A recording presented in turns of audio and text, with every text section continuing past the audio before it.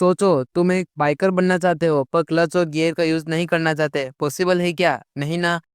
वैसे ही तुम एक वीडियो एडिटर तो बनना चाहते हो पर की फ्रेम्स और ग्राफ्स को इग्नोर करते हो, और इसी कारण तुम्हारा एडिट कभी प्रोफेशनल नहीं लगता। एडिटिंग सिर्फ कट्स और ट्रांजिशन का गेम नहीं है। असली मैजिक तो तब होता है जब तुम एनिमेशन और मोशन को समझते हो, और उसके लिए सबसे इंपॉर्टेंट टूल्स है की फ्रेम्स और ग्राफ्स। आज इस वीडियो में मैं तुम्हें स्टेप बाय स्टेप समझाऊंगा कि ये दोनों टूल्स तुम्हारे एडिट के इंजन और क्लच कैसे हैं, और इन्हें यूज करके तुम अपने वीडियो को नेक्स्ट लेवल तक कैसे ले जा सकते हो। व्हाट इज की फ्रेम्स? चलो सिंपल से शुरू करते हैं। की फ्रेम्स का मतलब होता है एक ऐसे पॉइंट्स इन टाइम जहां तुम एनिमेशन की वैल्यू चेंज करते हो। एग्जांपल के लिए सोचो, तुम्हें एक टेक्स्ट को लेफ्ट से राइट मूव करना है तो स्टार्टिंग पोजीशन पर एक की फ्रेम लगाओ और एंडिंग पोजीशन पर एक और की फ्रेम लगाओ। सॉफ्टवेयर दोनों के बीच में ऑटोमेटिकली मोशन क्रिएट कर देगा, यानी की फ्रेम्स मोशन के स्टार्ट और एंड पॉइंट को डिफाइन करते हैं। यह हर सॉफ्टवेयर में सेम प्रिंसिपल पे काम करते हैं, चाहे तुम Alight Motion, Node Video, After Effects या कैपकट यूज करो। Without key frames animation possible ही नहीं है। की फ्रेम से ही मूवमेंट, जूम, रोटेशन, ओपेसिटी सब कुछ कंट्रोल होता है।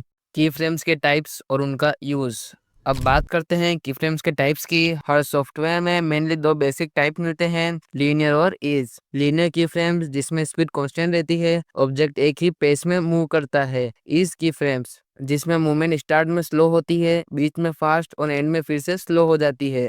प्रोफेशनल एडिटर्स हमेशा ईजिंग यूज करते हैं क्योंकि रियल वर्ल्ड में कोई भी मोशन एकदम यूनिफॉर्म नहीं होता। जैसे कार जब चालू होती है तो धीरे धीरे स्पीड पकड़ती है और रुकते वक्त भी ग्रेजुअली स्लो होती है। वही प्रिंसिपल हम एनिमेशन में भी अप्लाई करते हैं। की फ्रेम्स के प्रैक्टिकल यूजेस। अब कुछ प्रैक्टिकल एग्जांपल्स देखते हैं जहां की फ्रेम्स काम आते हैं, जैसे text animation, logo reveal, camera movement, object tracking, mask animation. यानी अगर तुम्हें डायनामिक और प्रोफेशनल लुकिंग एड्स चाहिए तो की फ्रेम्स तुम्हारा सबसे पावरफुल टूल है।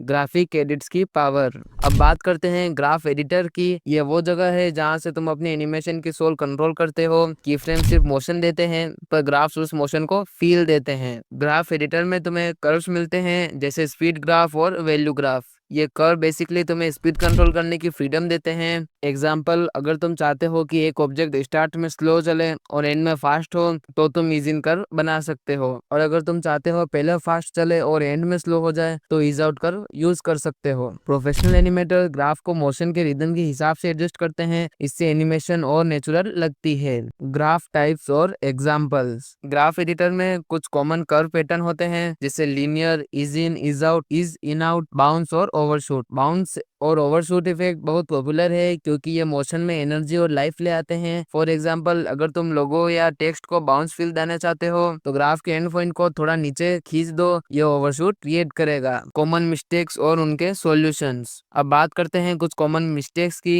जो बिगिनर्स करते हैं। हर एनिमेशन में अननेसेसरी कीफ्रेम्स लगा देना, ग्राफ्स को ओवरडू कर देना जिससे मोशन अननेचुरल लगता है। हर एलिमेंट्स में सेम कर्व यूज करना। सॉल्यूशन सिंपल है, हर एनिमेशन के पर्पस को समझो, ग्राफ्स को टेस्ट करो, प्लेबैक पे देखो कौन सा स्मूथ लग रहा है, और सबसे जरूरी लेस इज मोर।